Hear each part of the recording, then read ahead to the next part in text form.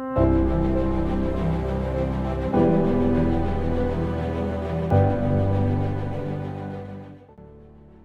ദൈവത്തിന് സ്തുതി. വിശുദ്ധ സഭ സ്ലീഹാ നോമിൻ്റെ കാലഘട്ടത്തിലൂടെ കടന്നു പോവുകയാണല്ലോ.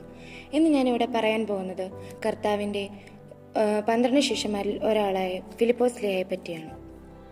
കുതിരയുടെ സ്നേഹിതൻ എന്നാണ് ഫിലിപ്പോസ് എന്ന പേരിൻ്റെ അർത്ഥം.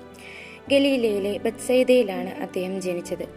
ഗലീലയിലേക്കുള്ള യാത്രയിലാണ് യേശു ഫിലിപ്പോസിനെ കണ്ടുമുട്ടുന്നത്. തന്നെ അനുഗമിക്കുവാൻ യേശു അദ്ദേഹത്തോട് ആവശ്യപ്പെടുകയും ഫിലിപ്പോസ് അത് സന്തോഷത്തോടെ സ്വീകരിക്കുകയും ചെയ്തു. യേശുവിനെ അനുഗമിക്കാൻ തുടങ്ങിയ ഉടൻ തന്നെ തൻ്റെ സുഹൃത്തായ നഥാനിയേലിനെ കണ്ടെത്തി യേശുവിൻ്റെ അടുക്കലേക്ക് ആനയിച്ചത് ഫിലിപ്പോസാണ്.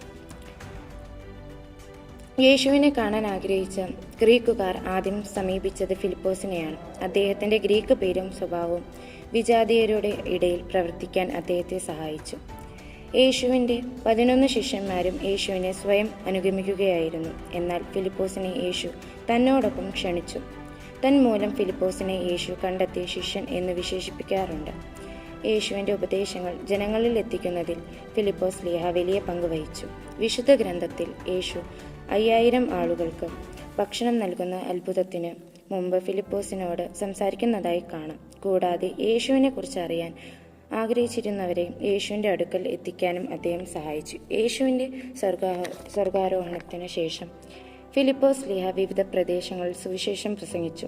നിരവധി ആളുകളെ ക്രിസ്തു വിശ്വാസത്തിലേക്ക് നയിക്കാൻ അദ്ദേഹത്തിന് സാധിച്ചു. ഒടുവിൽ തൻ്റെ വിശ്വാസത്തിന് വേണ്ടി അദ്ദേഹം രക്തസാക്ഷിത്വം വരിച്ചു.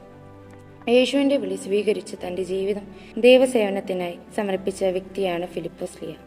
ഫിലിപ്പോസ് സ്ലീഹയുടെ ജീവിതം നമ്മെ വിശ്വാസം, അനുസരണം, സ്നേഹം, സേവനം എന്നീ മഹത്തായ മൂല്യങ്ങൾ പഠിപ്പിക്കുന്നു. ദൈവത്തിൽ ഉറച്ച വിശ്വാസം പുലർത്തുകയും മറ്റുള്ളവരെ സഹായിക്കുകയും ചെയ്യണമെന്ന് അദ്ദേഹത്തിൻ്റെ ജീവിതം നമ്മെ ഓർമ്മിപ്പിക്കുന്നു. പ്രിയമുള്ളവരെ, ഫിലിപ്പോസ് സ്ലീഹയെ മാതൃകയാക്കി നല്ല മനുഷ്യരായി വളരാനും സ്നേഹത്തിൻ്റെയും സേവനത്തിൻ്റെയും പാത പിന്തുടരാനും നമുക്ക് ശ്രമിക്കാം. ദൈവം നമ്മെ എല്ലാവരെയും അനുഗ്രഹിക്കട്ടെ.